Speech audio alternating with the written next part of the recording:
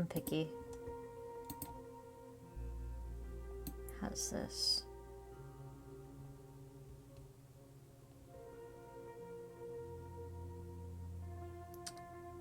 Yeah, a bit better, I guess. What's this about?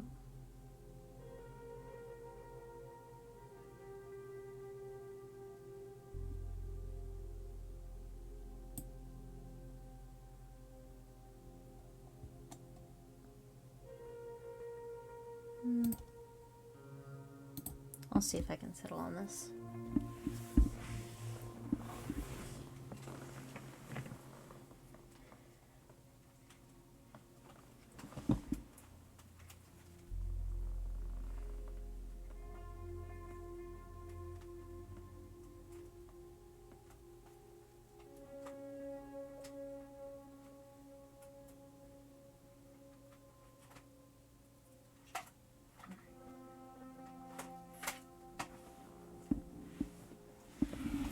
Release me from my chains.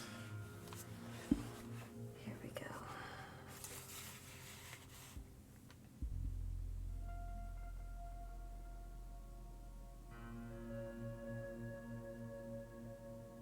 I see the jump cut and it bothers me.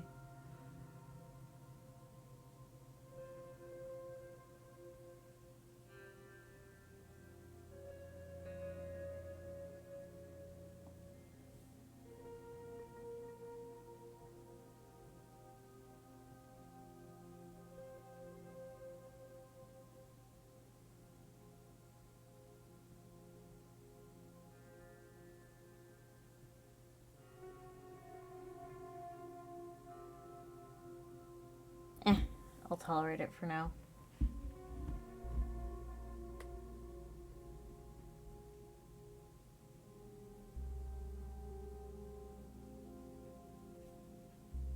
Alright.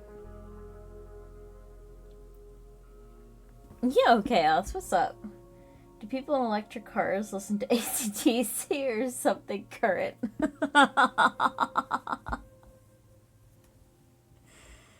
Oh, chaos. I saw a shirt. Actually, I saw it today and I thought of you. One of my favorite shirts is becoming threadbare. And so I've taken to the internet to try to find more shirts.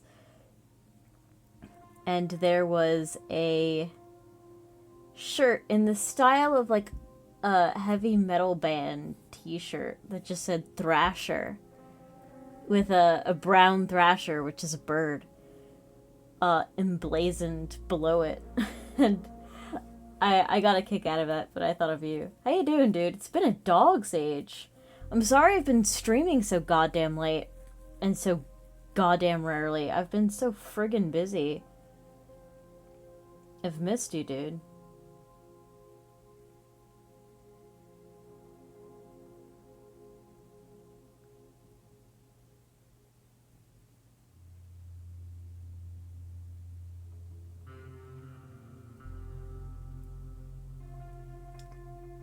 You've been busy as hell? Oh, as well. God, I can't fucking read. But, yeah, no, I get you. It has been, like, unreasonably busy this summer. I'm not even in field season. I don't even have to wake up at 3 in the morning. I think I'm getting a cold, too. God damn it. But... nah. Everything. I've been okay. I went to Canada. Canada's kind of overrated. I came back. Canada didn't want to let me go, though. Such heat waves. People just come to the movie theater to cool off. Fuck. Yeah, it's been stuck in, like, the high 80s and 90s up here, too. But down there, it must be friggin' awful. Hopefully they're, like, courteous about it. Which is to say, hopefully they're not dicks. But, I mean, they're humans. They're not crows. Since they probably are dicks, but...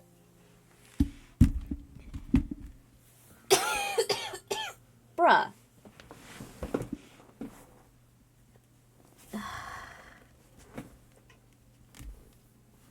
Why me coughing?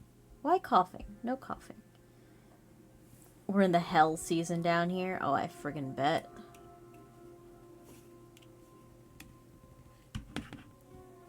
I have no doubt about that. No, it is probably hot as Hades over there. God damn it, mouse. Just be somewhere. Good. But yeah, no. Don't worry, you haven't missed much. Just a bunch of grinding in Mahjong and Cult of Blam. Thank God for AC. No shit. Yeah. I don't know what I would do without it at this point. Thankfully, Sassy's got a new AC unit. I do not know how she would get through the summer without one. My only regret is that I didn't fund it for her. I think Edge beat me to that, thankfully. I owe that man so much. I owe you so much. God damn. You've, like, single-handedly pretty much financed all of the games for me to play for the rest of my existence. But I'll figure out a way to make it up to you. You owe me nothing? Ah, hogwash. So long as I still make you happy, then I guess I'm kinda okay, but not, you know. If you ever need anything, if you need banjos, I will find banjos. And they will happen. Man, I'm seeing my own stream on a delay. You have a new friend at the bird enclosure? Ooh! Tell the Wolfie.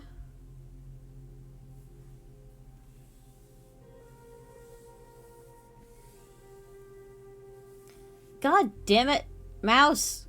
Quit. They adopted a robin? Oh, that is the sweetest thing. Oh.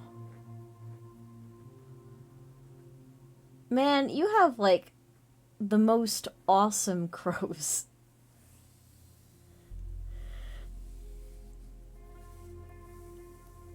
Oh, that is sweet.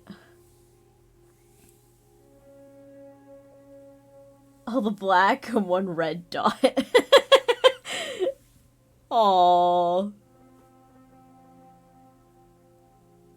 Man, I hope you're taking pictures. If not, I would be honored to see them. But that is so cute. Yeah, no, I've just been...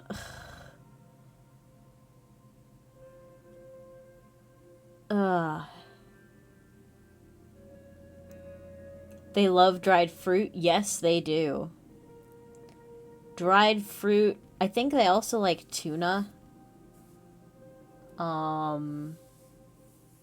Obviously peanuts, but everyone knows that. Eggs. Like scrambled eggs. I've seen them go crazy for. They don't much like vegetables. They can eat them, but they don't much like them. Which, I mean, for the most part, same. But yeah, dried fruit for sure. They like that sugar. But yeah, I have found out that it's going to take me 2 more years to finish my PhD, not 1. So I am no longer rushing breakneck speed trying to finish things. I think I'm just gonna hopefully stream more and go at my own pace. Getting them the trail mix with nuts and dried fruit. Oh, they'll go bananas for that. Bitch to take out the chocolate and yogurt pieces, but I think they love the mix. Oh yeah, I don't think the yogurt would kill them either. I think birds are okay with milk products. I know that there are some birds like the great tits in Britain that messed a whole bunch of people up because they learned how to open the friggin' milk cartons and drank the milk. So I think the yogurt... I can actually check. Hold on.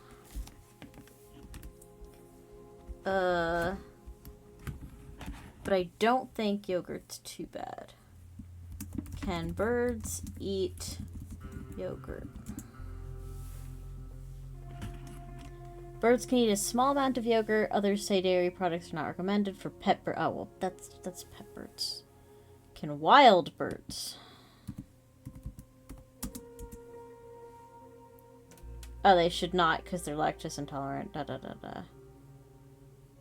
Alright, whatever. Continue to take out the fucking yogurt.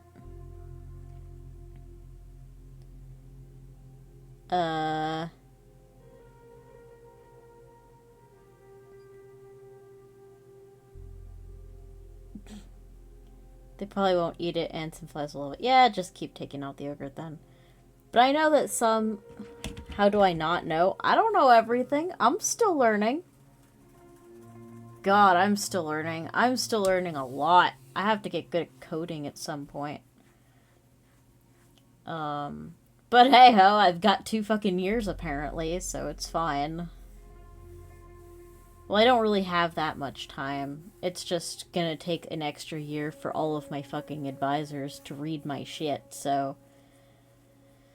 Whatever.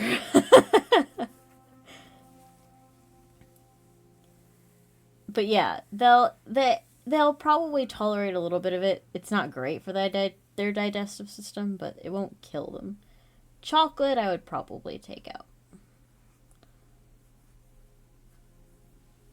But it probably won't kill them.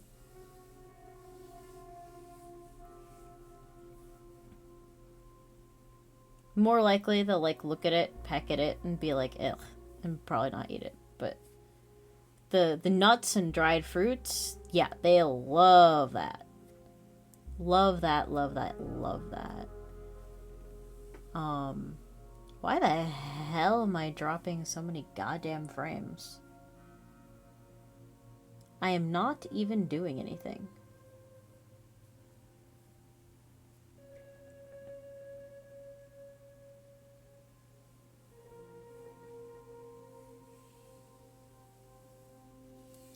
That is so strange.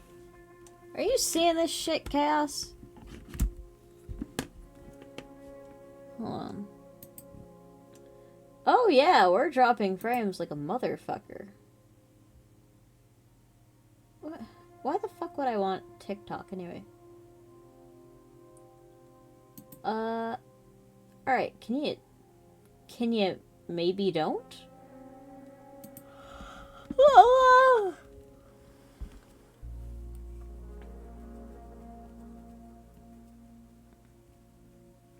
Man, I still have the Ragnarok scene on there.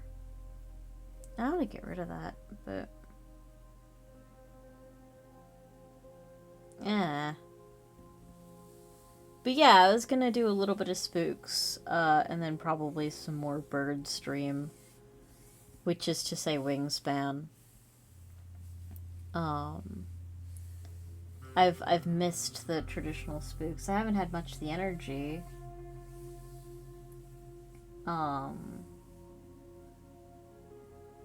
But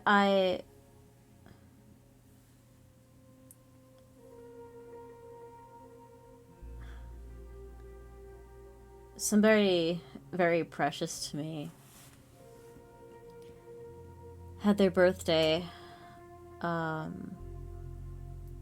day ago, I wasn't able to stream then, although I was working on something. So I hope if they can access this, they'll appreciate it now. Unfortunately, I'm doing the most I can do, but... Well... I'm not one to give up. Not even close. So, want to read a couple stories. There's one about werewolves that I have pulled up here, and that I might just skip around randomly. Yeah, shit is really laggy, and I don't know why. I really hope it's not like that when I'm playing Mahjong, because that would be a little tragic. I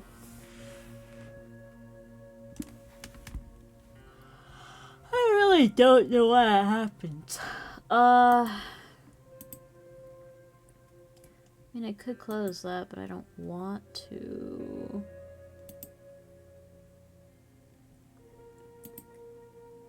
Yeah. It's like dropping about 1/3 of my frames consistently. The fuck is up with that, dog?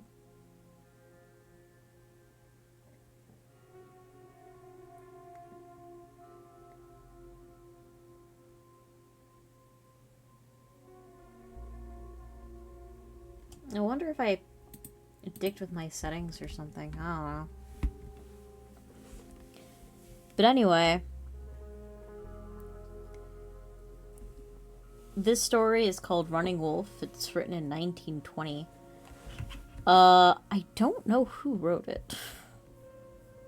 Maybe I can scroll down to the bottom.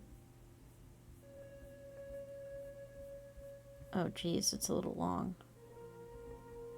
Our metal pecker is back. Yeah, I got you. No problem, you didn't miss anything. I was just about to start reading.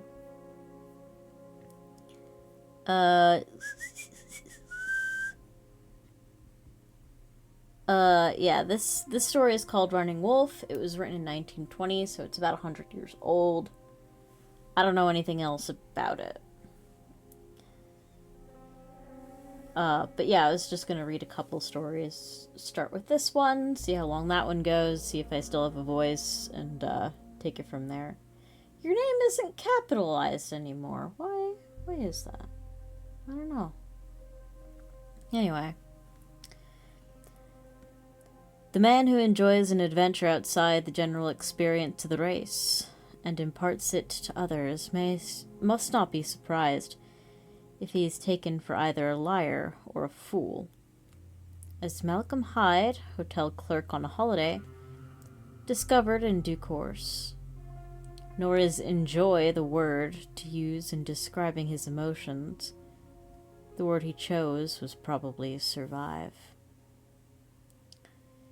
When he first set eyes on Medicine Lake, he was struck by its still, sparkling beauty. Lying there in the vast Canadian backwoods. Next, by its extreme loneliness, and lastly, a good deal later, this, by its combination of beauty, loneliness, and singular atmosphere due to the fact that it was the scene of adventure. It's fairly stiff with big fish, said Morton of the Montreal Sporting Club. Spend your holidays up there Mattawa way, some 15 miles west of Stony Creek. You'll have it all to yourself except for an old Indian who's got a shack there.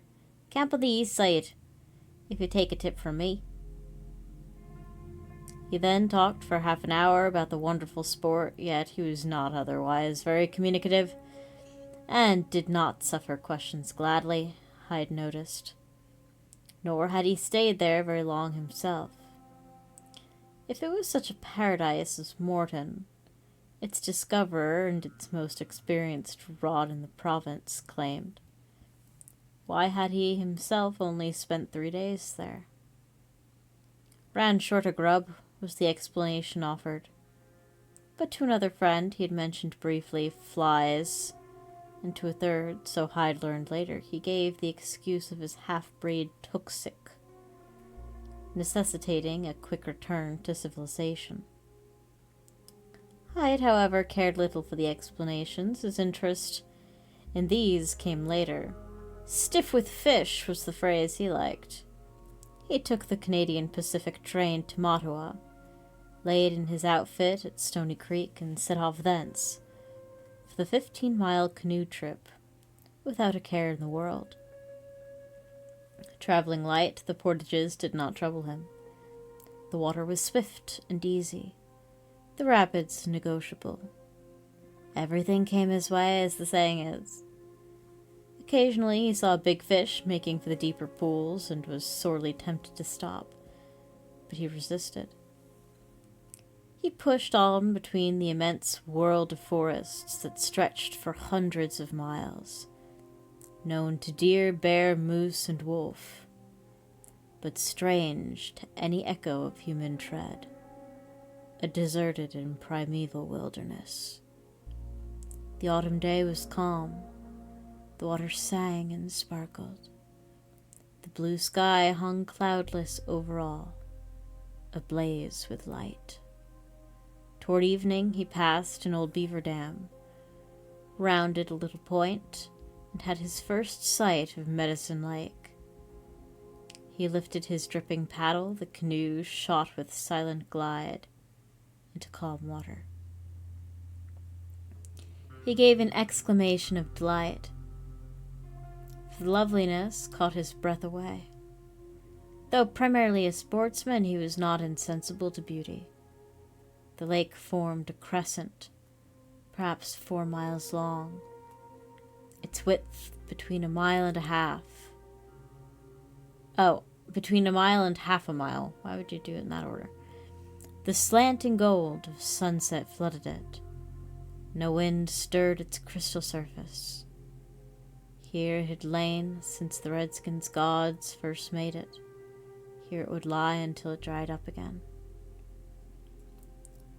Towering spruce and hemlock trooped to its very edge. Majestic cedars leaned down as if to drink. Crimson sumacs shone in fiery patches, and the maples gleamed orange and red beyond belief. The air was like wine, with the silence of a dream. It was here the red men formerly made medicine, with all the wild ritual and tribal ceremony of the ancient day. But it was of Morton rather than of the Indians that Hyde thought. If this lonely, hidden paradise was really stiff with big fish, he owed a lot to Morton for the information. Peace invaded him, but the excitement of the hunter lay below.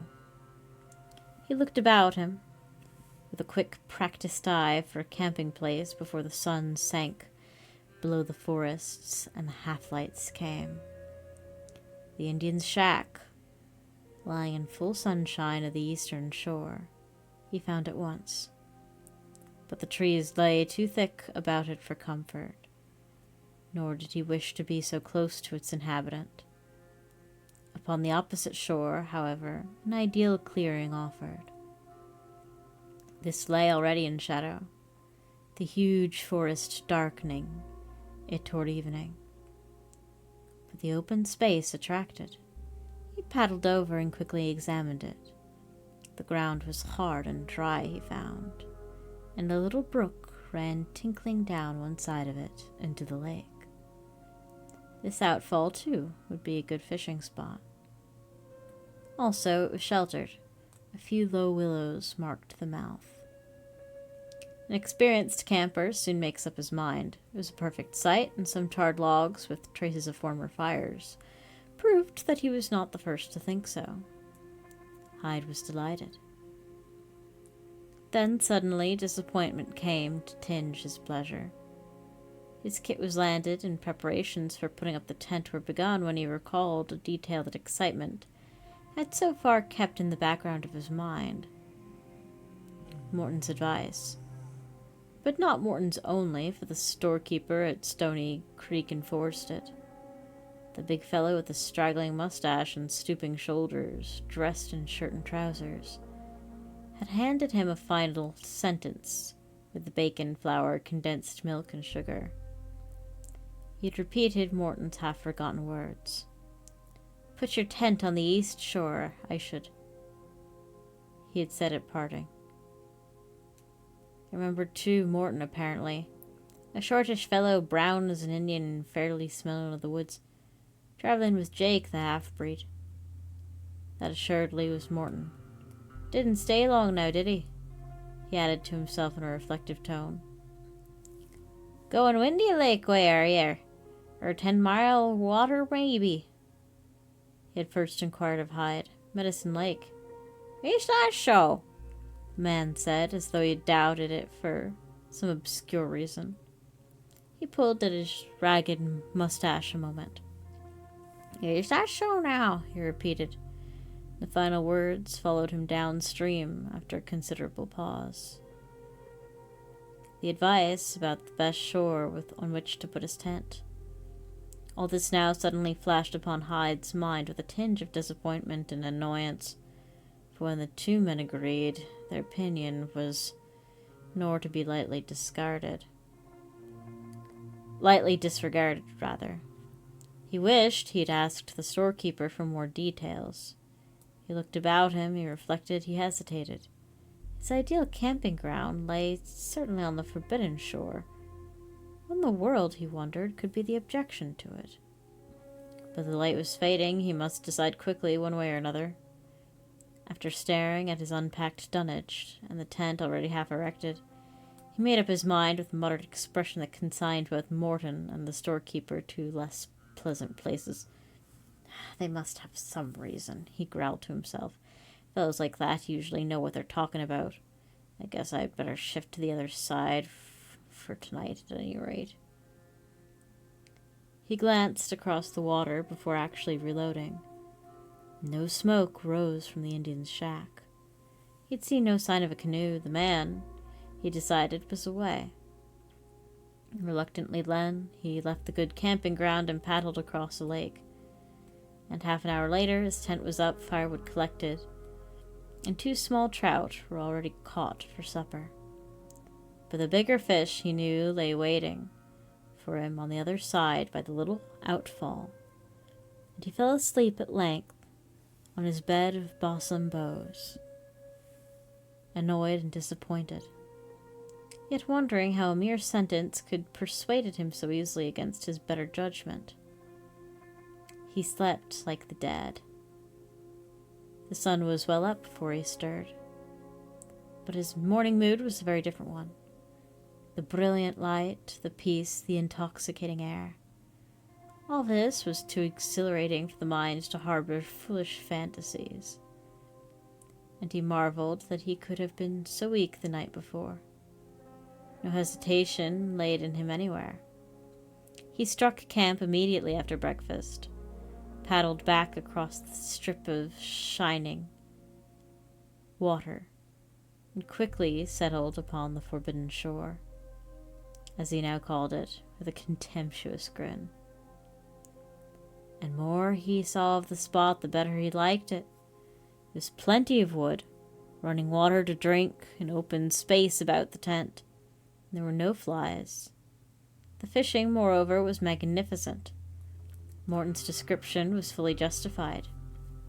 And stiff with big fish, for once, was no exaggeration.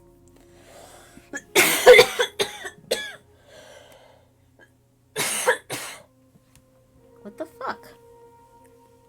There's no reason for that. Sorry. The useless hours in the early afternoon he passed dozing in the sun, or wandering through the underbrush beyond the camp. He found no sign of anything unusual. He bathed in a cool, deep pool, He reveled in the lonely little paradise Lonely it certainly was, but the loneliness was part of its charm.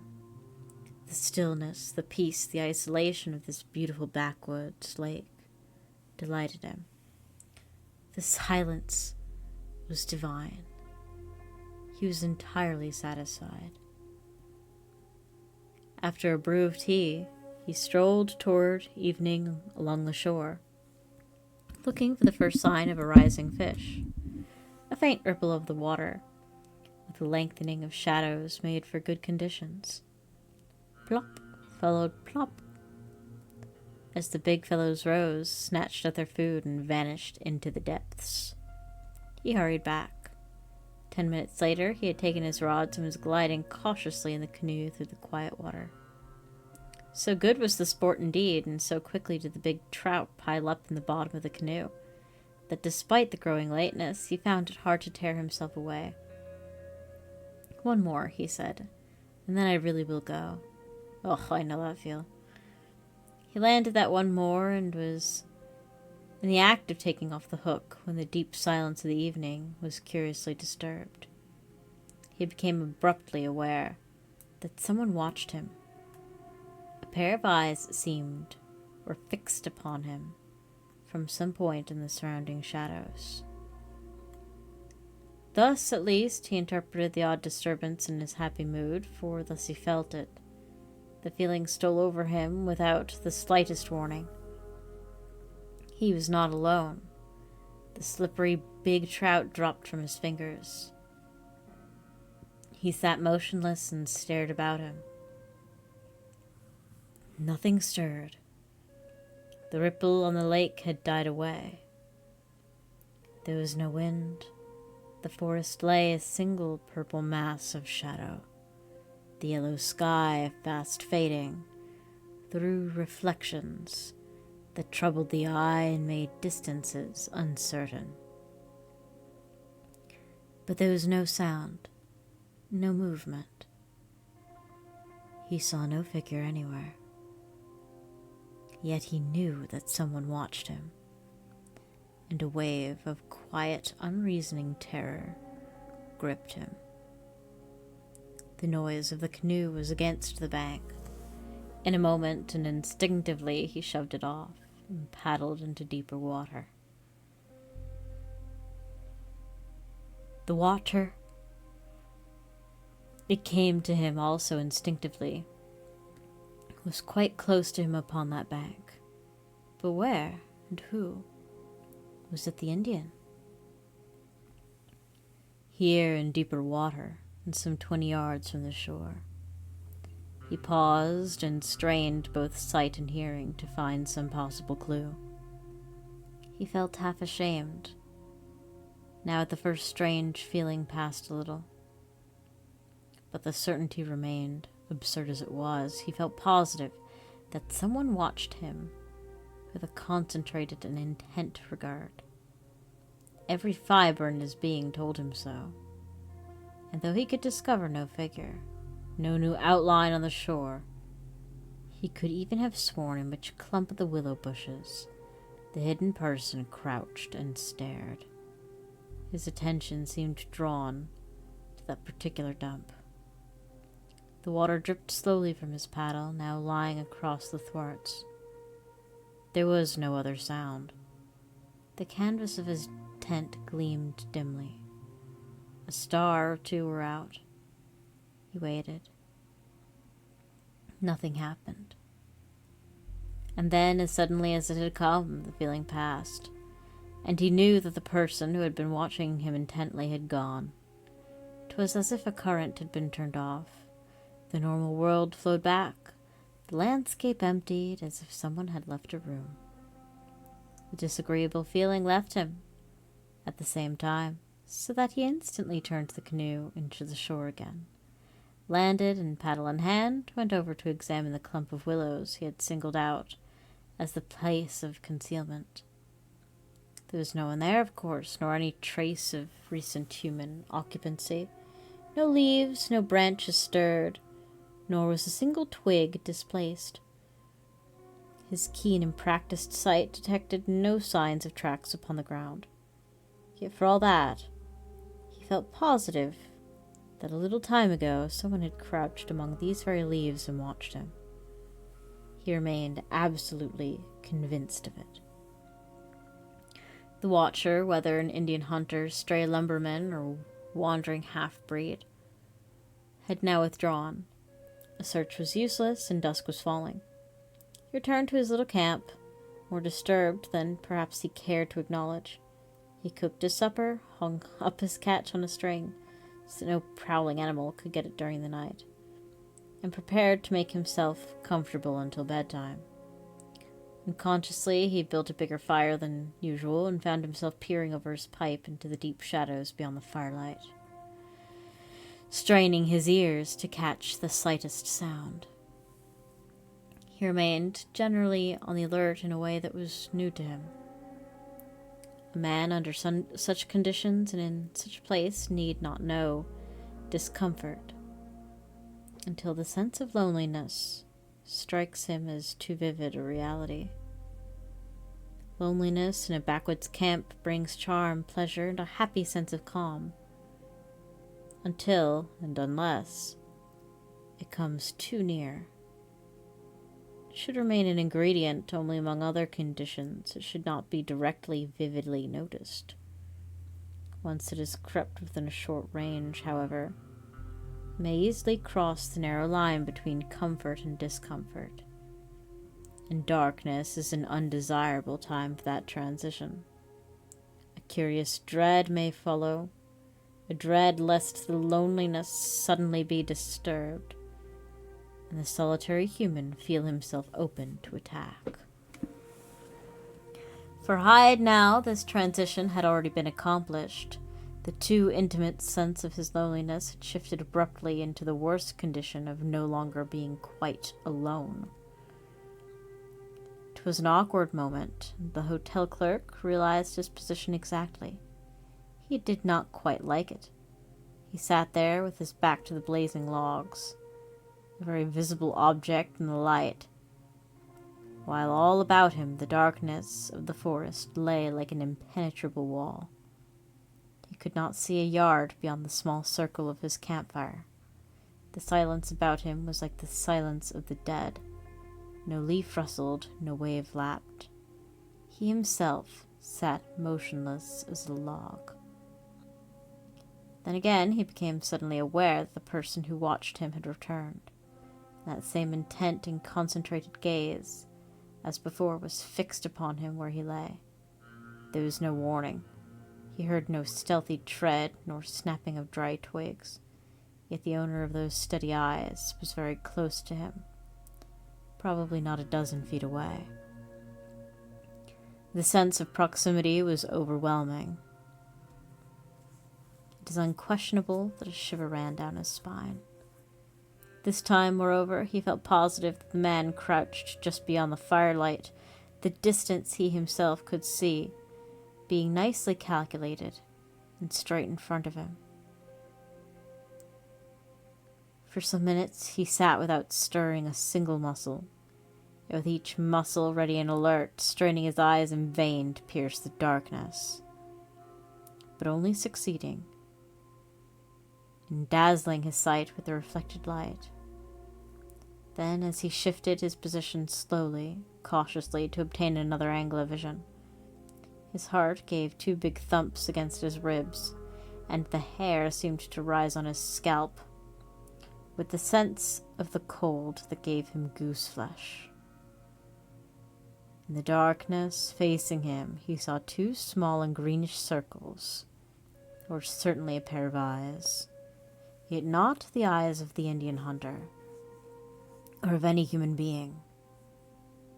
It was a pair of animal eyes that stared so fixedly at him out of the night. And this certainly had an immediate and natural effect on him. For at the menace of those eyes, the fears of millions of long-dead hunters since the dawn of time woke in him. Hotel clerk though he was, hereditary surged through him in an automatic wave of instinct.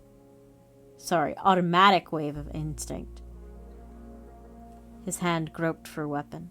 His fingers fell on the iron head of the small camp axe, and at once he was himself again. Confidence returned. The vague, superstitious dread was gone. This was a bear or wolf that had smelt his catch and had come to steal it. With beings of that sort, he knew instinctively how to deal, yet admitting by this very instinct that his original dread had been of quite another kind. "I'll damned quick find out what it is," he exclaimed aloud, and snatching a burning brand from the fire, he hurled it with good aim, straight at the eyes of the beast before him. A bit of pitch pine fell in a shower of sparks that lit the dry grass. The sight of the animal flared up a moment, then died quickly down. But that instant of brilliant light and illumination, he clearly saw what was his unwelcome visitor. A big timber wolf sat on its hindquarters, staring steadily at him through the firelight. He saw its legs and shoulders. He saw its hair. He also saw the big hemlock trunks lit up behind it, and the willow scrub on each side. It formed a vivid, clear-cut picture, shown in clear detail by the momentary blaze. To his amazement, however, the wolf did not turn and bolt away from the burning log, but withdrew only a few yards away and sat there again on its haunches, staring as before. Heavens, how it stared! He shooed it, but without effect. It did not budge. He did not waste another good log on it, for his fear was dissipated now. A timber wolf was a timber wolf. It might sit there as long as it pleased, provided it did not try to steal his catch. No alarm was in him any more. He knew that wolves were harmless in the summer and autumn, and even when packed in the winter, they would attack a man only when suffering desperate hunger. So he lay and watched the beast, threw bits of stick in its direction, even talked to it, wondering only that it never moved. "You can stay there forever if you like," he remarked to it aloud, "for you can't get to my fish, and the rest of the grub I shall take into the tent with me." The creature blinked its bright green eyes, but made no move. Why then, if his fear was gone, did he think of certain things as he rolled himself in the Hudson Bay blankets before going to sleep? The immobility of the animal was strange. Its refusal to turn and bolt was still stranger. Never before had he known a wild creature that was not afraid of fire. Why did it sit and watch him as with purpose in its gleaming eyes? How had he felt its presence earlier and instantly? A timber wolf, especially in a solitary wolf, was a timid thing, yet this one feared neither man nor fire. Now, as he lay there wrapped in his blankets inside the cozy tent, it sat outside beneath the stars, beside the fading embers, the wind chilling its fur, the ground cooling beneath its planted paws, watching him, steadily watching him, perhaps until dawn. It was unusual, it was strange. Having neither imagination nor tradition, he called upon no store of racial visions. Matter of fact, a hotel clerk on a fishing holiday, he lay there in blankets merely wondering and puzzled. A timber wolf was a timber wolf and nothing more. Yet this timber wolf, the idea haunted him, was different. In a word, the deeper part of his original uneasiness remained. He tossed about. He shivered, sometimes in his broken sleep. He did not go out to sea, but he woke early and unrefreshed. Again, with the sunshine and the morning wind, however, the incident of the night before was forgotten, almost unreal. His hunting zeal was uppermost. The tea and fish were delicious. His pipe had never tasted so good. The glory of this lonely lake amid primeval forests went to his head a little. He was a hunter before the Lord and nothing else. He tried the edge of the lake, and in the excitement of playing a big fish, he knew suddenly that the wolf, was there.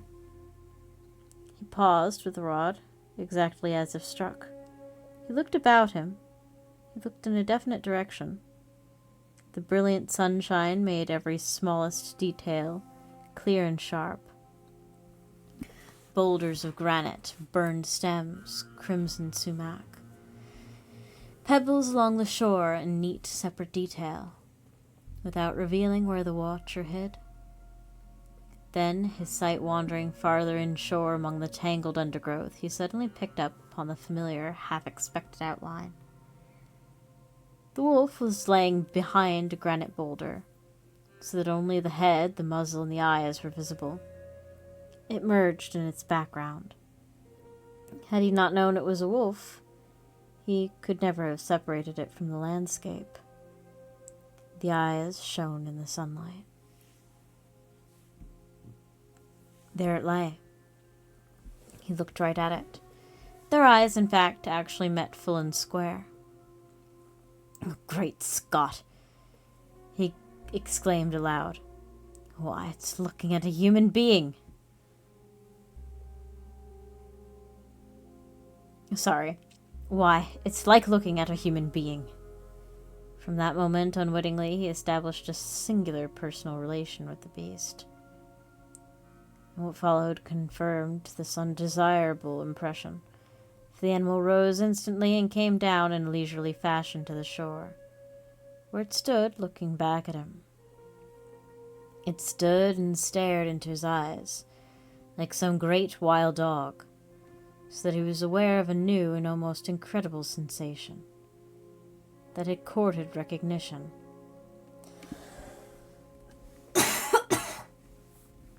"Well, well!" he exclaimed again, relieving his feelings by addressing it aloud. "If it doesn't beat everything I ever saw. What do you want, anyway?" He examined it now more carefully. He'd never seen a wolf so big before. It was a tremendous beast. A nasty customer to tackle, he reflected, if it ever came to that. It stood there absolutely fearless and in full confidence. In the clear sunlight, he took in every detail of it. A huge, shaggy, lean-flanked timber wolf, its wicked eyes staring straight into his own, almost with a kind of purpose in them. He saw in its great jaws its teeth and tongue hung out, dropping saliva a little. And yet, the idea of its savagery, its fierceness, was very little in him. He was amazed and puzzled beyond belief. He wished the Indian would come back.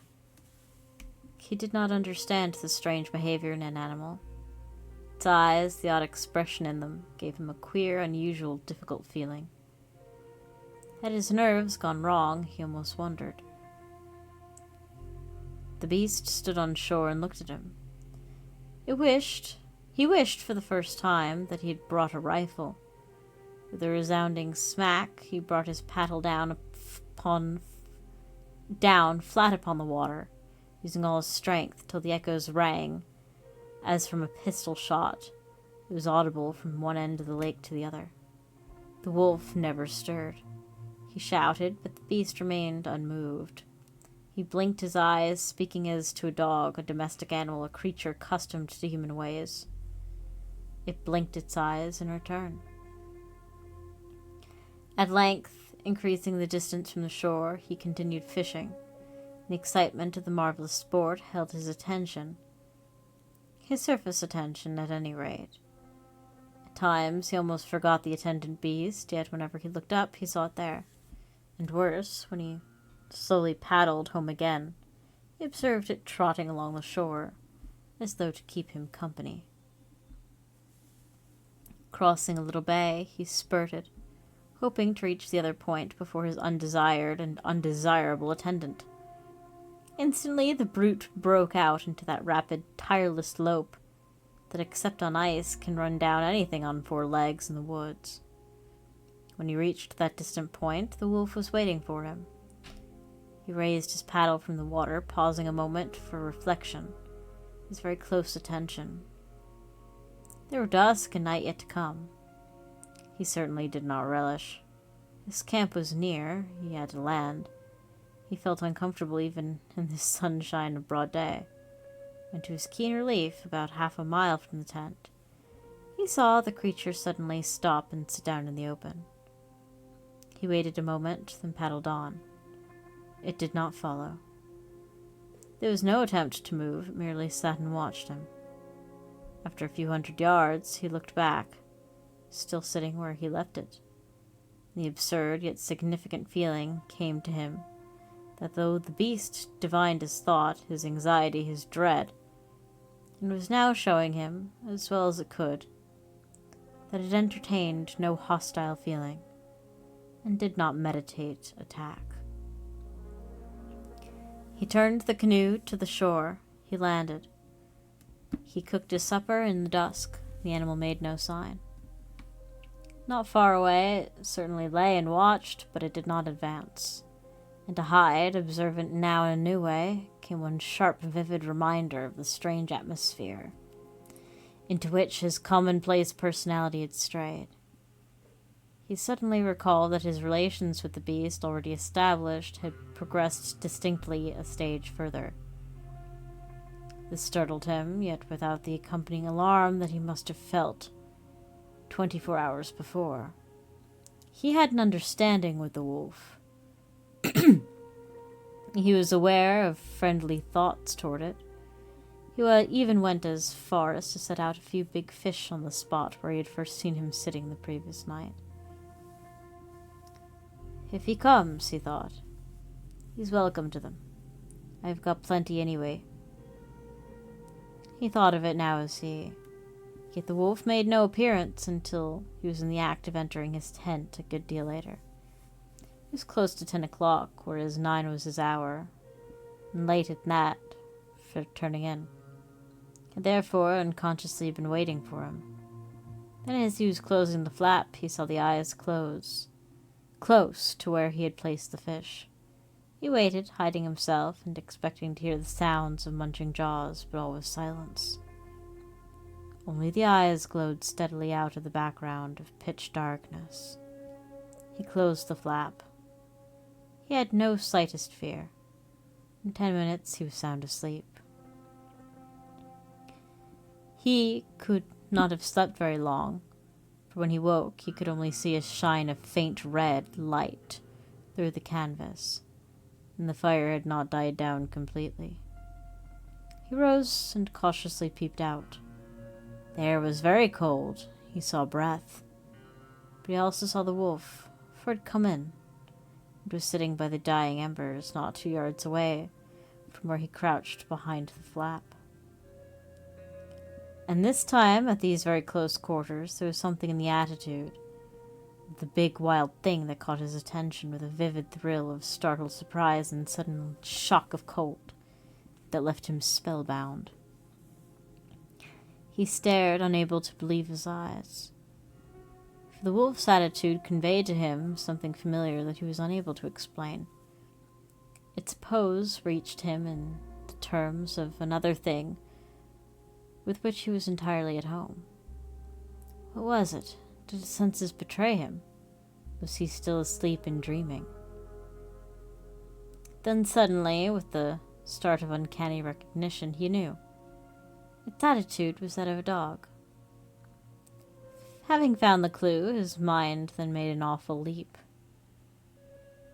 For it was, after all, no dog as its appearance aped, but something nearer to himself, and more familiar still. Good heavens, it sat there with the pose, the attitude and gesture and repose to something almost human. And then, with a second shock of biting wonder, it came to him like a revelation. The wolf sat beside the campfire as a man might sit. Before he could weigh his extraordinary discovery, before he could examine it in detail or with care, the animal, sitting in its ghastly fashion, seemed to feel his eyes fixed on it. It slowly turned and looked at him in the face, and for the first time Hyde felt a full-blooded superstitious fear flood through his entire being. He seemed transfixed with that nameless terror that is said to attack humans who so suddenly face the dead, finding themselves bereft of speech and movement. This singular moment of paralysis certainly occurred. Its passing, however, was as singular as his advent. For, almost at once, he was aware of something beyond and above this mockery of human attitude and pose. Something that ran along unaccustomed nerves and reached his feeling, perhaps even his heart. The revulsion was extraordinary, its result still more extraordinary and unexpected. Yet the fact remains. He was aware of another thing that had the effect of stilling his terror as soon as it was born. He was aware of appeal, silent, half-expressed, yet vastly pathetic. He saw in the savage eyes beseeching, even yearning, expression that changed his mood as by magic from dread to natural sympathy. The great grey brute, symbol of cruel ferocity, sat there beside his dying fire and appealed for help. A Thunder Kitty. The gulf betwixt animal and human seemed, in that instant, bridged. It was, of course, incredible. Hyde, sleep, still possibly clinging to his inner being with the shades and half-shapes of dream, yet not about his soul. Acknowledged, how he knew not the amazing fact. He found himself nodding to the brute in half-consent, and instantly, without more ado, the lean grey shape rose like a wraith and trotted off swiftly, but with stealthy tread, into the background of the night. When Hyde woke in the morning, his first impression was that he must have dreamed the entire incident. The practical nature asserted itself. There was a bite in the fresh autumn air. The bright sun allowed no half-lights anywhere. He felt brisk in mind and body. Reviewing what had happened, he came to the conclusion that it was utterly vain to speculate. No possible explanation of an animal's behavior occurred to him. He was dealing with something entirely out of his experience. His fear, however, had completely left him. The odd sense of friendliness remained. The beast had definite purpose, and he himself was included in that purpose. His sympathy held good. But with the sympathy there was also intense curiosity. If it shows itself again, he told himself, I'll go up close and find out what it wants. The fish laid out the night before had not been touched. It must have been a full hour after breakfast when he next saw the brute. It was standing on the edge of the clearing, looking at him in the way now familiar. Hyde immediately picked up his axe and advanced toward it boldly, keeping his eyes fixed straight upon his own. There was a nervousness in him, but kept well under. Nothing betrayed it. Step by step, he drew nearer until some 10 yards separated them. The wolf had not stirred a muscle as yet. Its jaws hung open, its eyes observed him intently. It allowed him to approach without sign of what its mood might be. Then, with these 10 yards between them, it turned abruptly and moved slowly off, looking back, first over one shoulder and then over the other, exactly as a dog might do, to see if he was following. A singular journey it was they made then together, animal and man. The trees surrounding them at once, for they had left the lake behind them, entering the tangled bush beyond. The beast, Hyde noticed, obviously picked the easiest track for him to follow, for obstacles that meant nothing to the four-legged expert, yet were difficult for a man, were carefully avoided, with an almost uncanny skill, while yet the direction was accurately kept. Occasionally there were windfalls to be surmounted, but though the wolf bounded over these, with it was always waiting for the man on the other side, after he had laboriously climbed over. Deeper and deeper into the heart of the lonely forest they penetrated in this singular fashion. Cutting across the arc of the lake's crescent seemed to hide, for after 2 miles or so he recognized the big rocky bluff that overhung the water at the northern end. This outstanding bluff he had seen from his camp, one side of it falling sheer into the water. It was perhaps the spot he imagined where the Indians held their medicine-making ceremonies, for it stood out in an isolated fashion, and its top formed a private plateau not easy of access.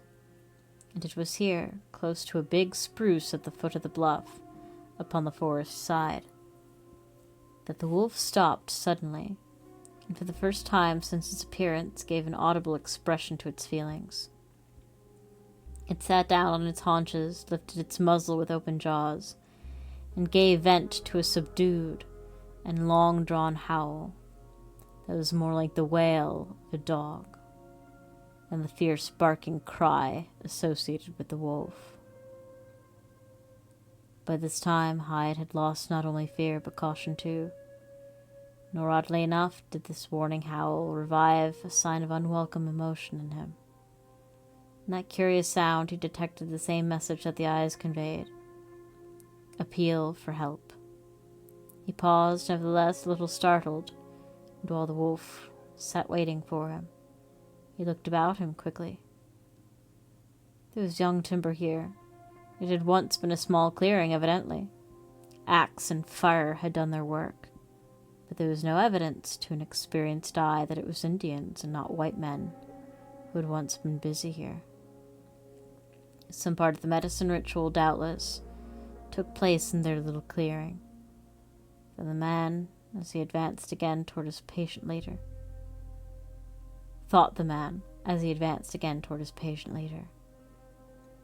the end of their queer journey, he felt, was almost at hand.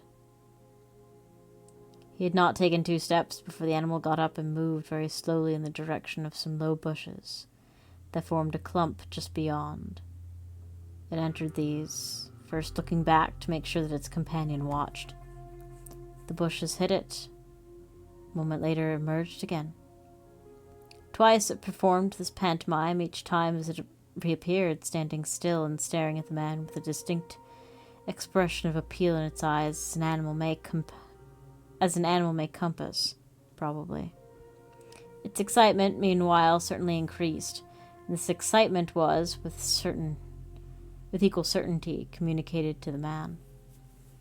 Hyde made up his mind quickly.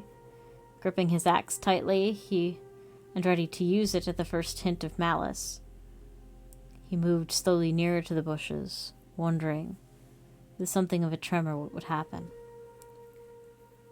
If he expected to be startled, his expectation was at once fulfilled, but it was the behavior of the beast that made him jump. It positively frisked about him like a happy dog. It frisked for joy. I hope he has an inspiration buff to his axe D&D to not whiff, right? Its excitement was intense, yet from its open mouth no sign was audible. With a sudden leap, then, it bounded past him into the clump of bushes, against whose very edge he stood, and began scraping vigorously at the ground. Hyde stood and stared, amazement and interest now banishing all his nervousness, even when the beast, in its violent scraping, actually touched his body with his own. He had, perhaps, the feeling that he was in a dream, one of those fantastic dreams where things may happen without involving adequate surprise. For otherwise, the manner of scraping and scratching at the ground must have seemed an impossible phenomenon. No wolf, no dog certainly, used its paws the way those paws were working. Hyde had the odd, distressing sensation that it was hands, not paws, he watched. And yet, somehow, the natural, adequate surprise he should have felt was absent. The strange accent seemed not entirely unnatural. In his heart, some deep-hidden spring of sympathy and pity stirred instead. He was aware of pathos. The wolf stopped its task and looked up into his face. Hyde acted without hesitation then. Afterwards, he was wholly at a loss to explain his own conduct. It seemed he knew what to do, divined what was asked, expected of him. Between his mind and his dumb desire yearning through the savage animal, there was intelligent and intelligible communication. He cut a stake and sharpened it, for the stones would blunt his axe edge. He entered the clump of bushes to complete the digging his four-legged companion had begun. And while he worked, though he did not forget his close proximity to the wolf, he paid no attention to it. Often his back was turned as he stooped over the laborious clearing away of the hard earth. No uneasiness or sense of danger was in him any more. The wolf sat outside the clump and watched the operations. Its concentrated attention, its patience, its intense eagerness. The gentleness and docility of the grey, fierce, and probably hungry brute. Its obvious pleasure and satisfaction, too, at having won the human to its mysterious purpose. These were the colors in the strange picture Hyde had thought of later when dealing with the human herd in his hotel again. At the moment, he was aware chiefly of pathos and affection. The whole business was, of course, not to be believed, but that discovery came later, too, when telling it to others. The digging continued for fully half an hour before his labor was rewarded by the discovery of a small whitish object. He picked it up and examined it. The finger bone of a man. Other discoveries then followed quickly and in quantity. The cache was laid bare. He collected nearly the complete skeleton. The skull, however, he found last, and might not have found at all but for the guidance of his strangely alert companion. It lay some yards away from the central hole now dug, and the wolf stood nuzzling the ground with its nose before Hyde understood that he was meant to dig exactly in that spot for it. Between the beast's very paws, his stake struck hard upon it. He scraped the earth from bone and examined it carefully. It was perfect, save for the fact that some wild animal had gnawed it, the teeth marks still being plainly visible. Close beside it lay the rusty iron head of a tomahawk. This and the smallness of the bones confirmed him in his judgment that this was the skeleton not of a white man, but of an Indian. Being Native American in this context. During the excitement of the discovery of the bones one by one and the finality of the skull, but more especially during the period of intense interest while Hyde was examining them, he had paid little if any attention to the wolf. He was aware that it sat and watched him, never moving its keen eyes for a single moment from the actual operations. But sign or movement it made none at all. He knew it was pleased and satisfied. He knew also that it had now fulfilled its purpose in great measure.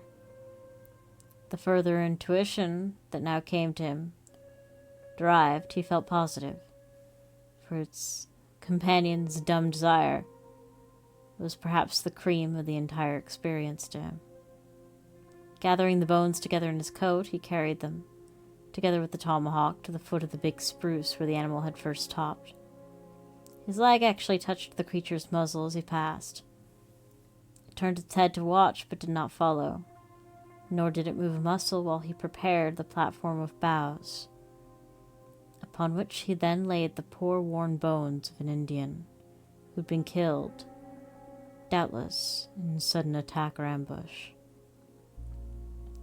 and to whose remains had been denied the last grace of a proper tribal burial. He wrapped the bones in bark.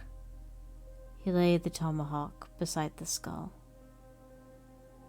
He lit the circular fire around the pyre, and the blue smoke rose upward in clear, bright sunshine of the Canadian autumn morning till it was lost among the mighty trees far overhead. In the moment before actually lighting the fire, he had turned to note what his companion did.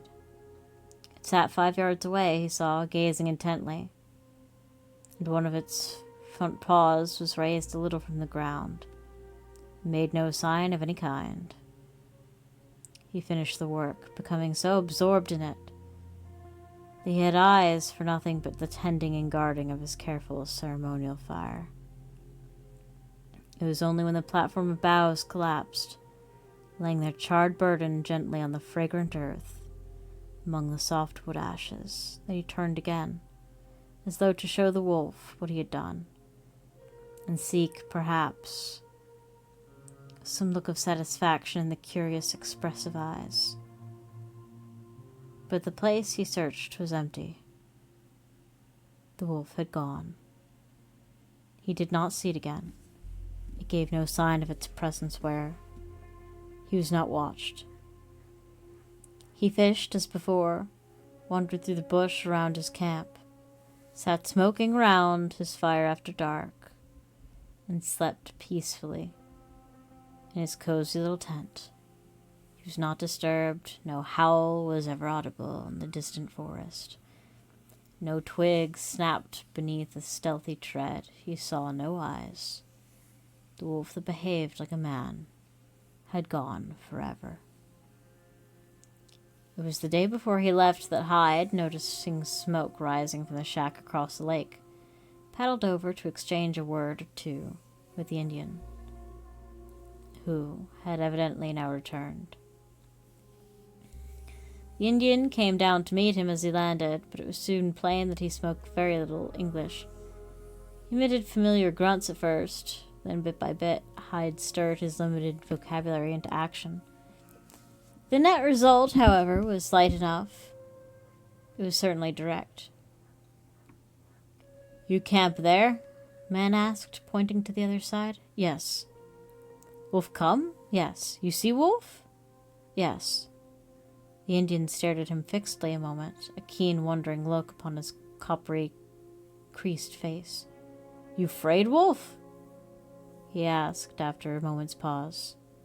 "No," replied Hyde truthfully. He knew it was useless to ask questions of his own, though he was eager for information. The other would have told him nothing.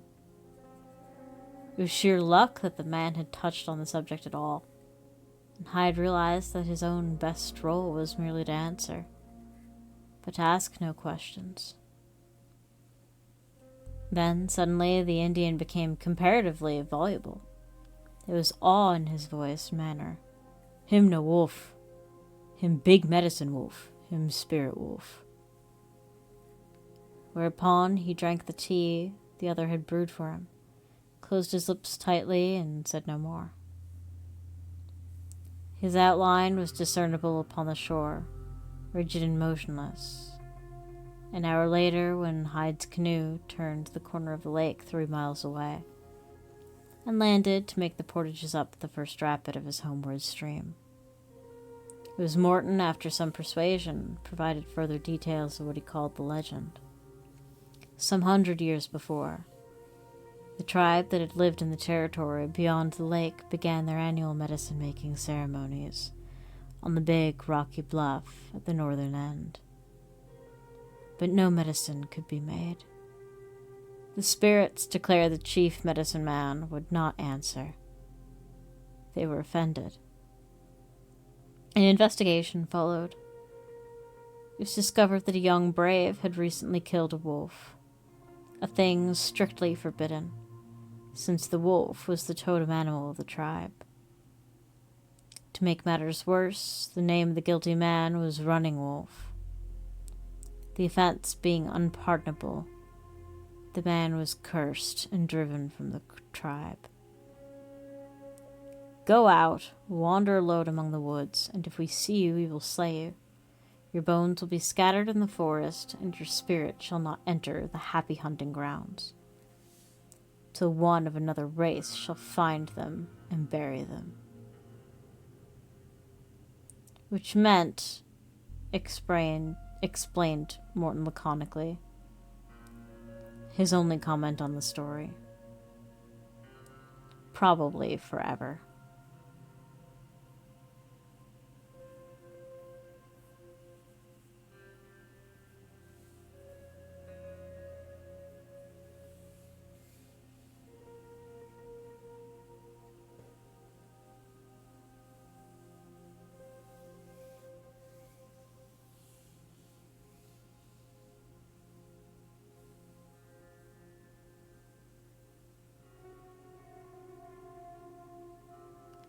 That was a cool story, actually. I really liked that. My voice is shot, though.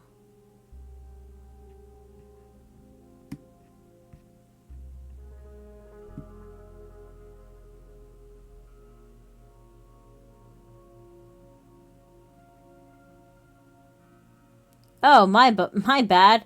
The author is Algernon Blackwood. Did he write anything else?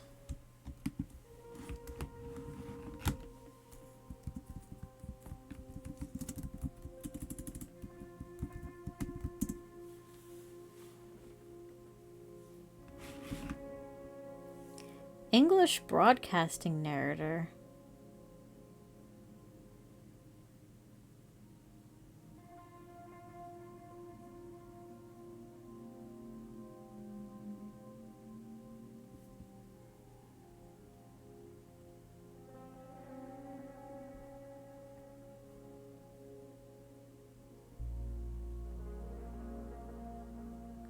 Huh.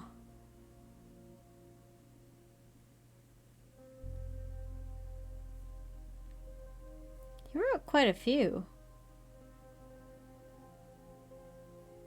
He was apparently admired by Lovecraft.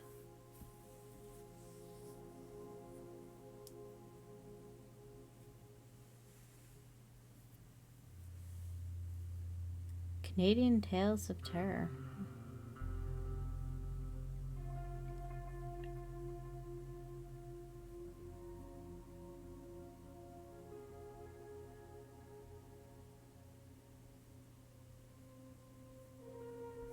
Wait, when did he die? Several strokes in 1951. Oof.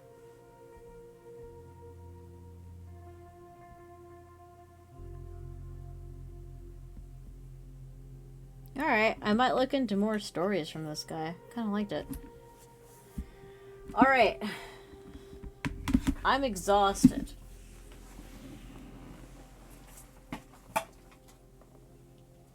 Which means only one thing. It means the time for birds is at hand.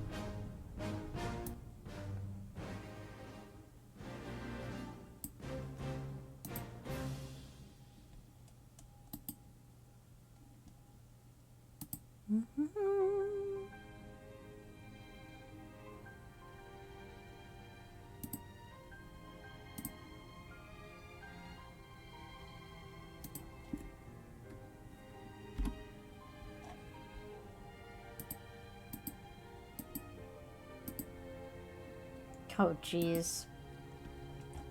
Yeah, we've been dropping flames like a motherfucker. I don't know why. I'll look into it one day.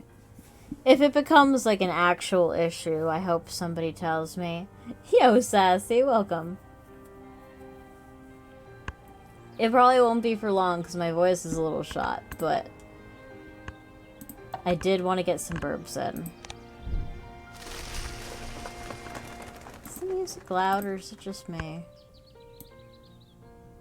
Might just be me. Okay, worms, water, food cost. You. Eggs. All good? Good.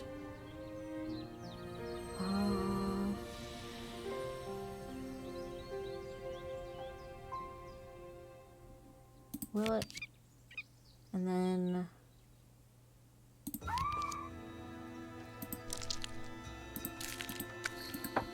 Alright. Getting in for the night? Nice. Is there any reason I would want... There is... There is, but I need to be careful about how I do this.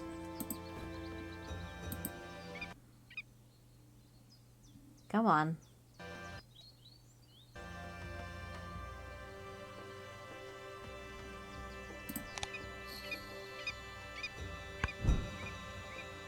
Okay.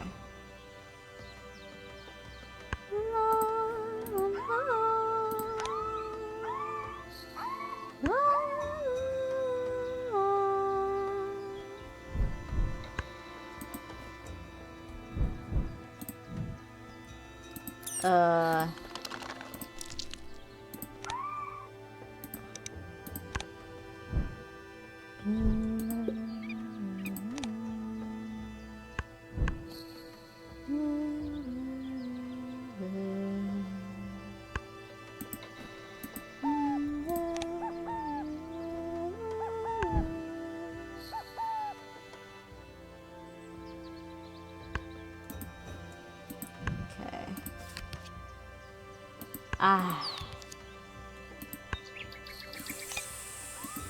Fine. I don't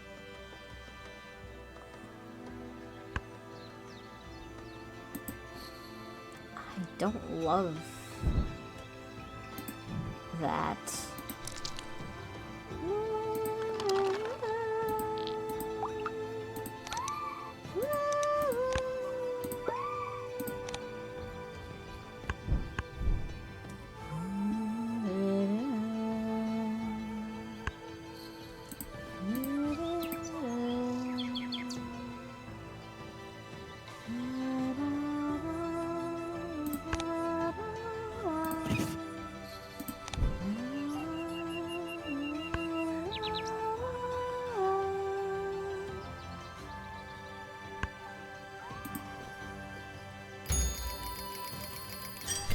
Oof, just barely.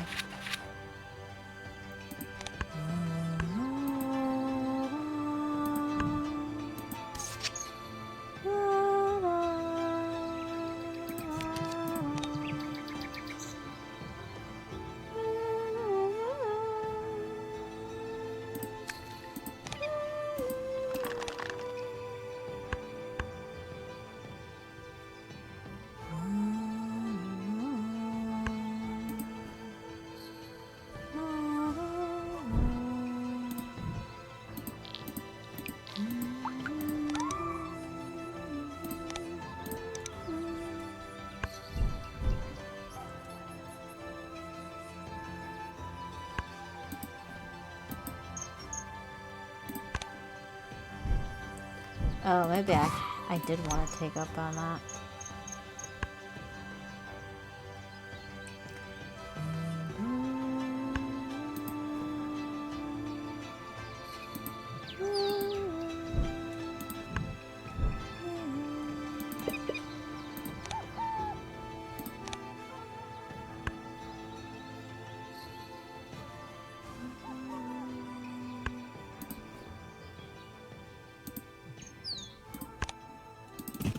Oh, jeez.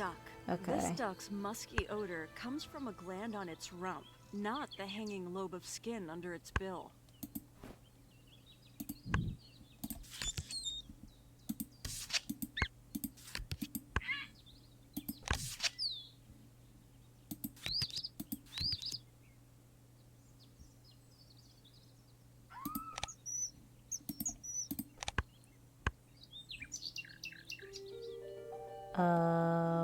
what is your deal?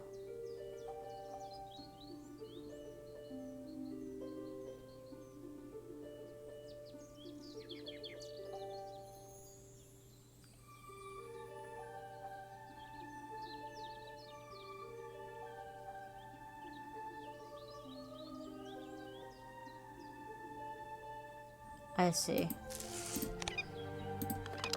La, da, da, da.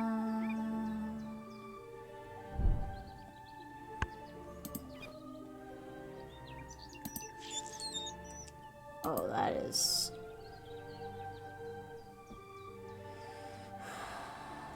somewhat tragic. Alright,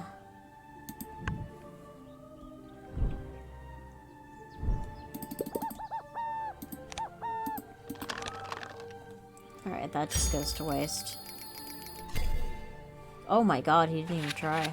Okay.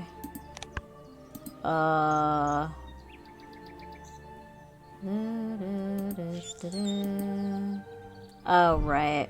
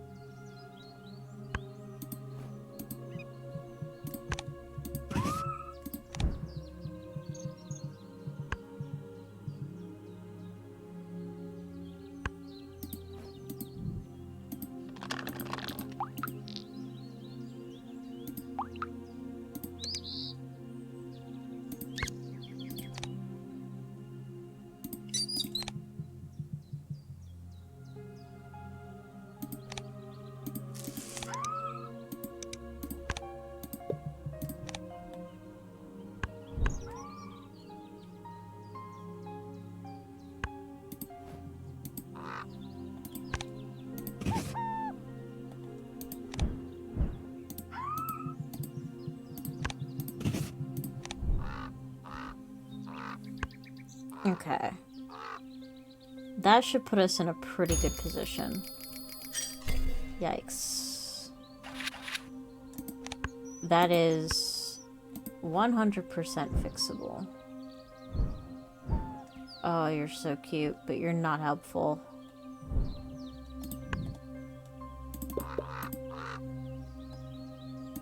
I will discard this. That won't help.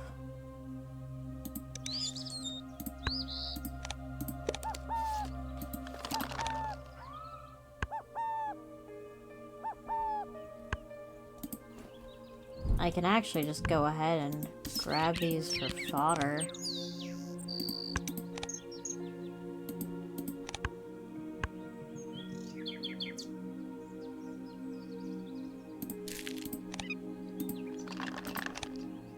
Oh.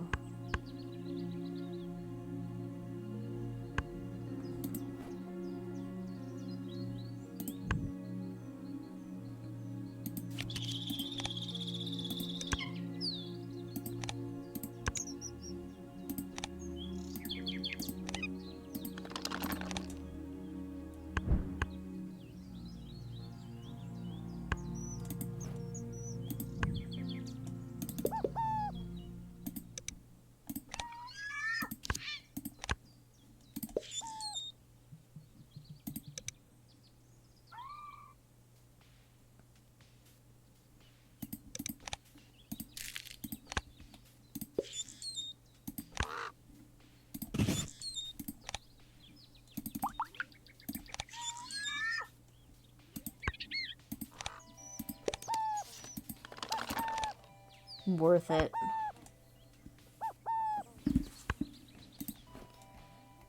although potentially not worth it.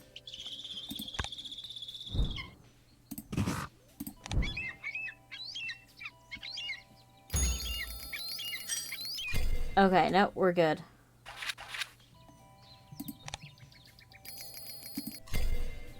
This should be a win. Okay, good. I got like one more left in me. One or two. I might do some on the server, Sassy, if you're still awake, although I get the sense that you might be exhausted. Oh no, you're around. Oh, hell yeah. Well, I think it's fairly obvious what we need to do.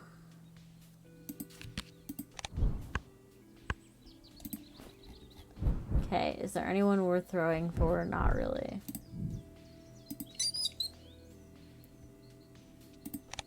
Screamy boy ahoy. You bet your bottom dollar. Alright, come on.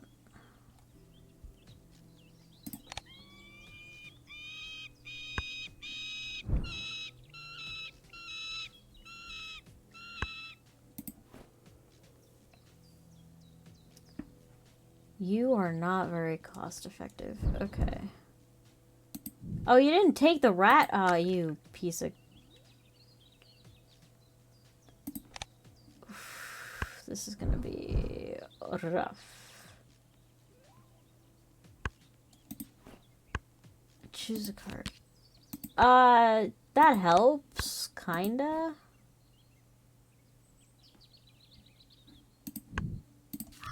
I think I need you more.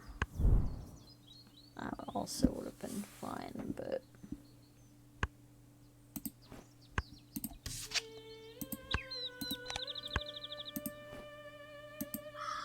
Oh, Lord.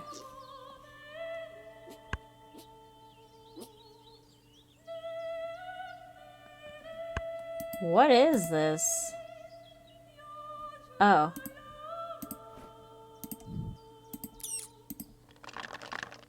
I don't know why I picked that. That didn't make any goddamn sense.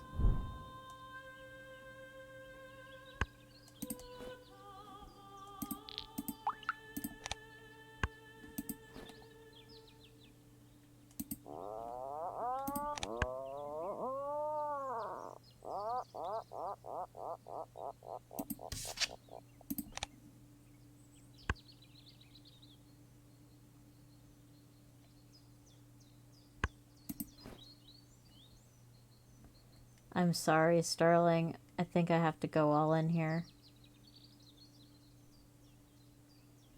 No, that's dumb. I should think about tomorrow.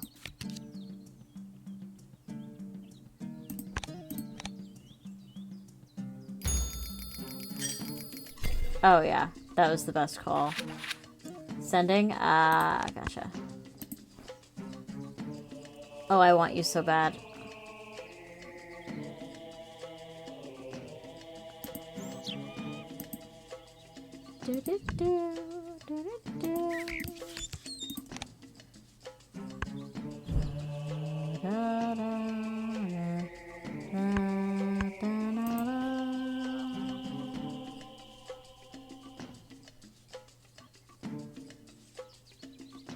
Oh, you're gonna make life interesting for me.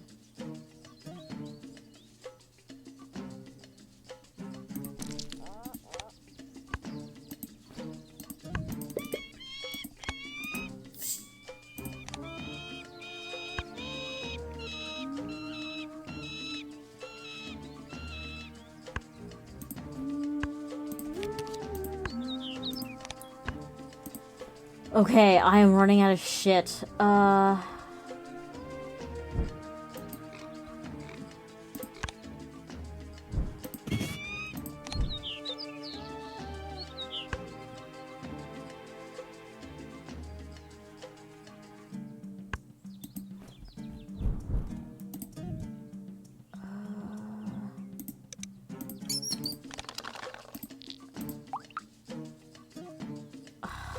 You can't be fucking serious?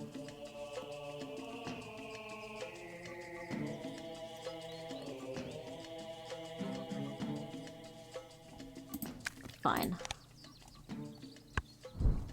I will make this work, but I won't be happy about it.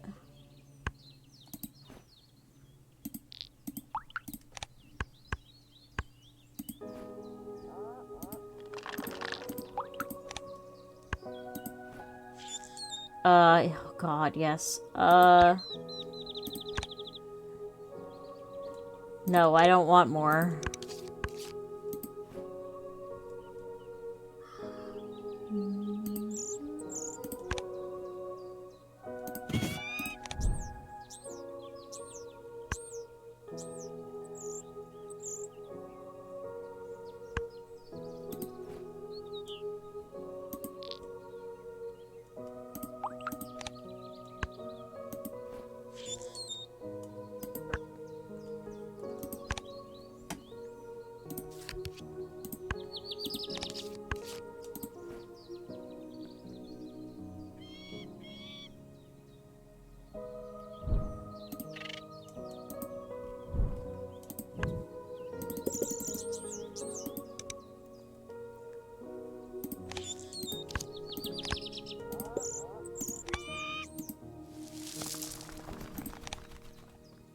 Okay.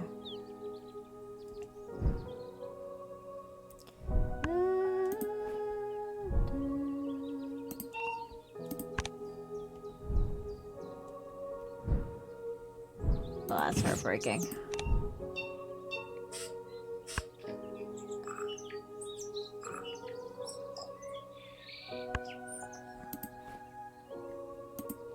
Ah.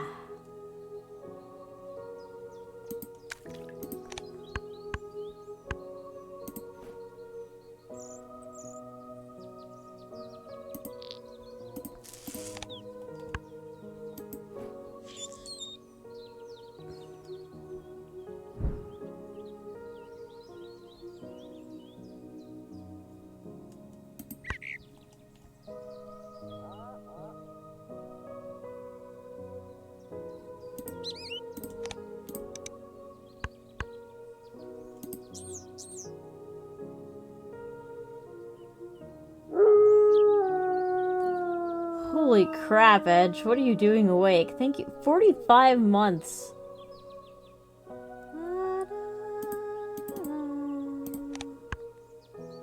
Yeah, I'm just gonna have to pray I get that food back. How you doing, dude?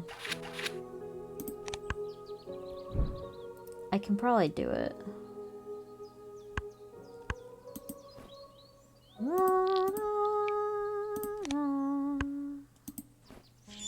Can you not?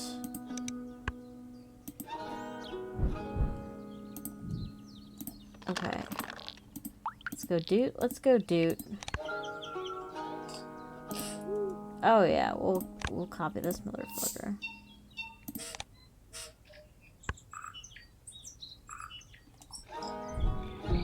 Okay. So this should be easy. That was a pretty good call as well. Nice. It's very nice. But I wanted to go bowling, so I did that, napped like 7, and here I'm out. Yeah. Welcome. Welcome here. I don't want to. So I'm not going to. Tug a doot if I do this. Honestly, this is more powerful here.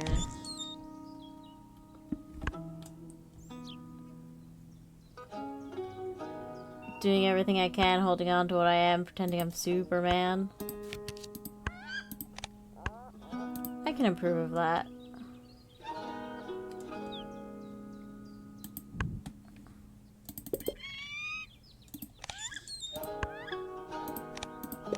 Okay, that gives me a little bit more leeway to do what I need. Those are song lyrics? Oh. Okay, give me that.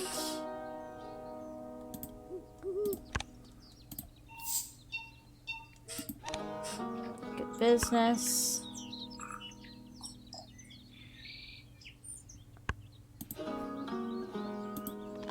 I mean, if you could give me 2, there we go. Makes you want to play Tony Hawk?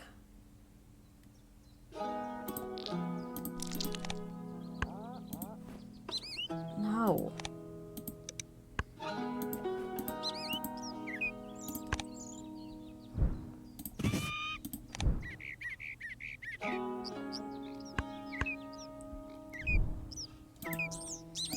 Okay, that's fine.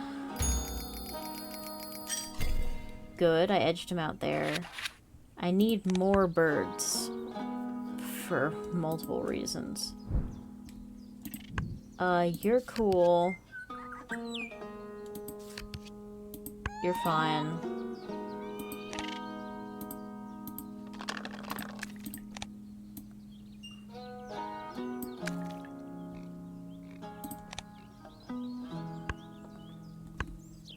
Oh shit, that would have been good too, but let's focus on one thing at a one time.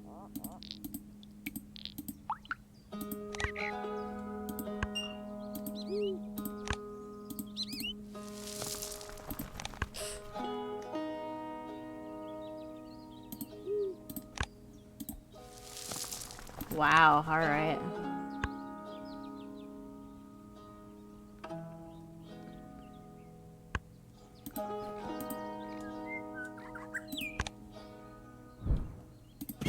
Ugh, you're expensive too.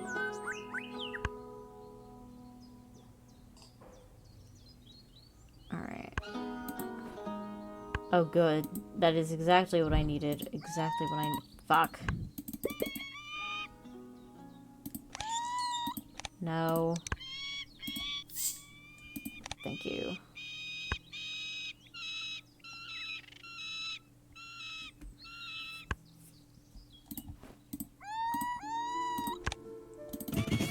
Oh, jeez. I finished this with no eggs. Ah, balls. Alright, that's fine. Oh yeah, that's gonna help me.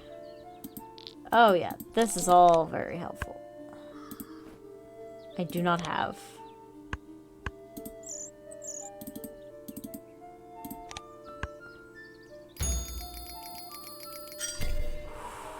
Very close. Okay, I got him on nectar. Although it was a pretty tight running. Oh, not very close.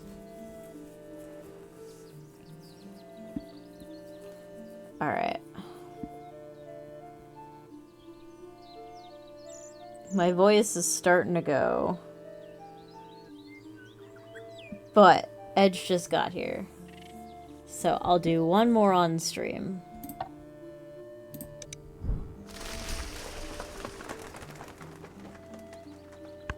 I saw that chickadee. Tucked cards. Eggs everywhere. Birds in there. Filled columns. Okay.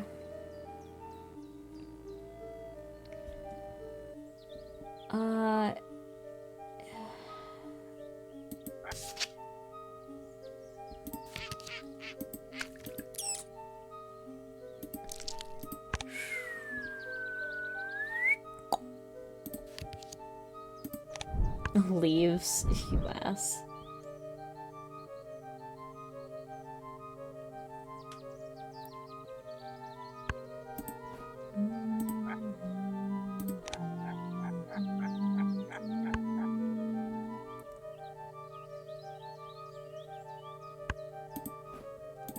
Okay.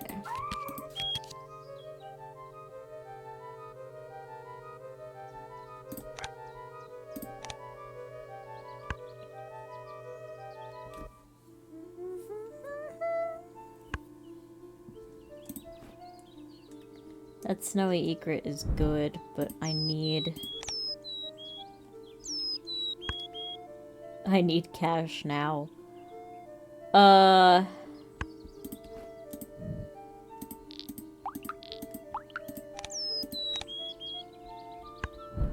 running out of money and I need cash now.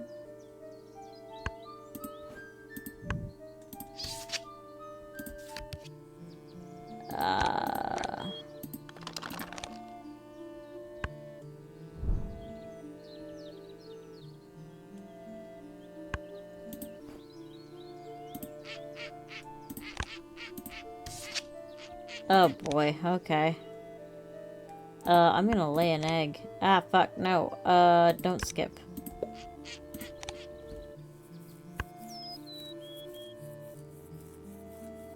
Oh, man, I don't even have a...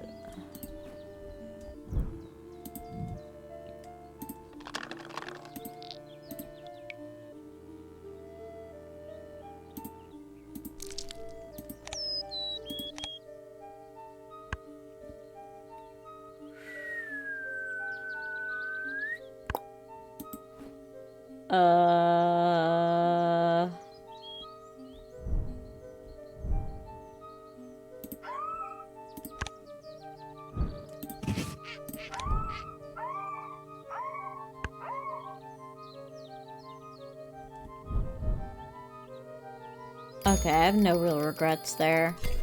That was always gonna be tied. Okay. I need a dick sizzle.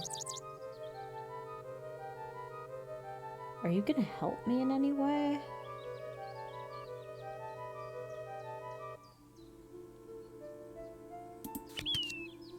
You might.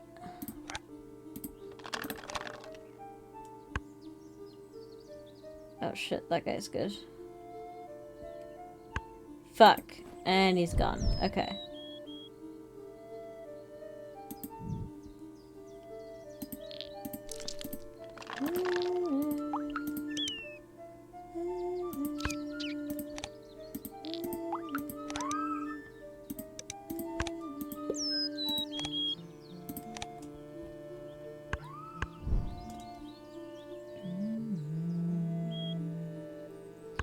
I'm realizing I have no cup nesters.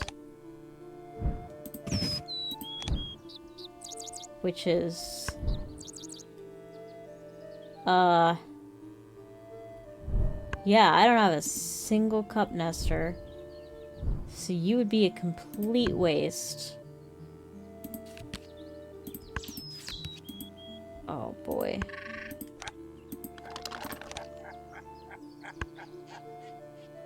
I don't have a better...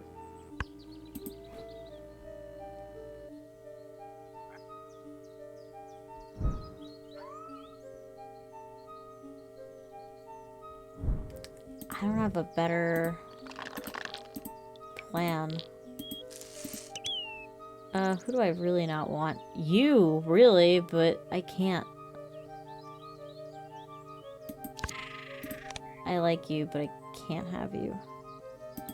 I'll take that.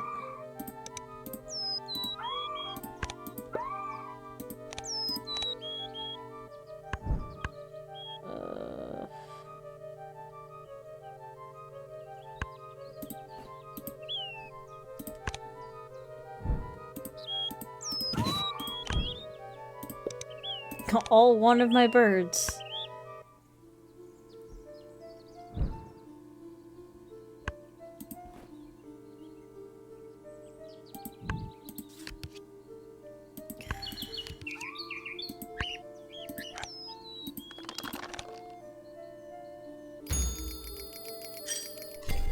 Okay, he tried.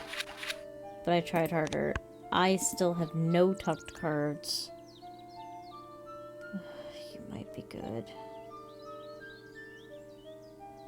Eggs. You have a tuck ability. You don't.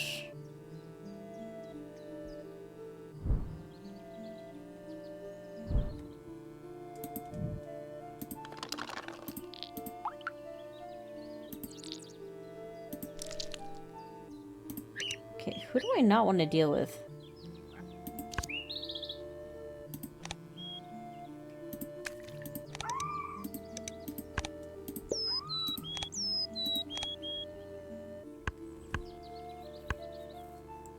Okay. Discard 1 doot to tuck doot behind this bird.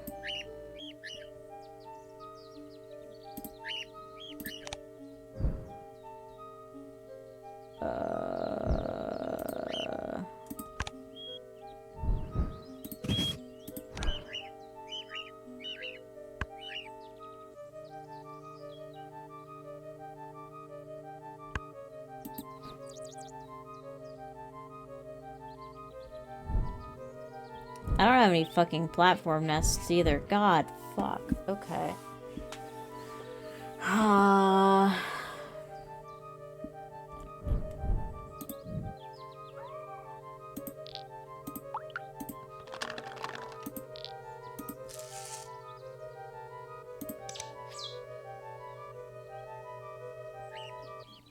That might actually come in handy.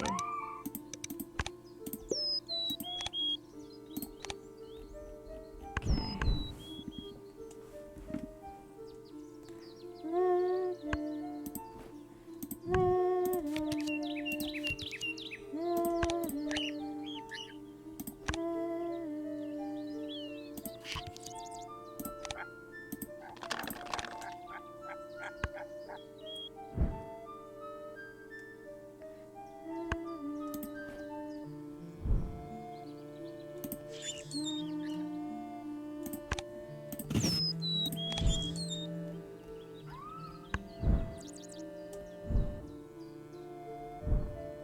Oh boy.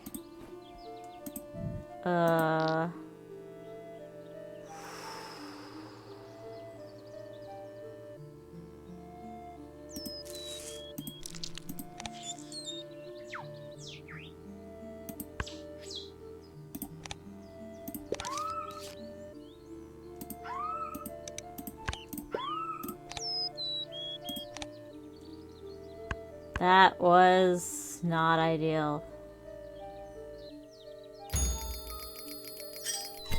Yeah. Alright.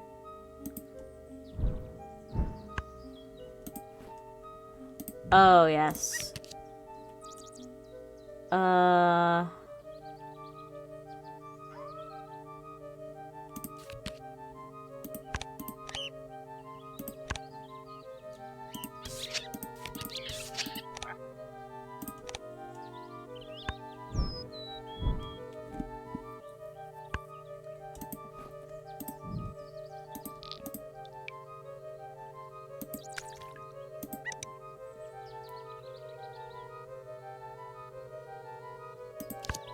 I'm sorry.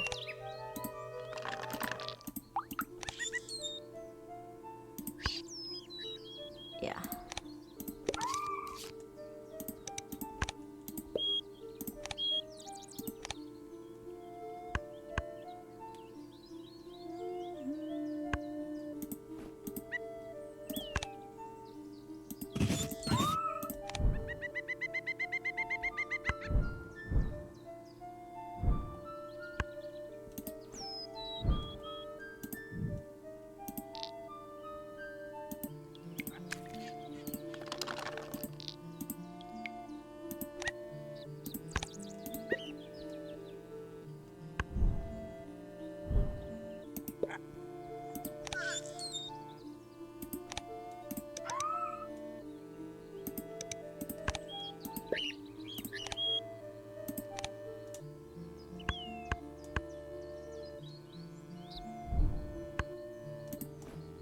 Oof.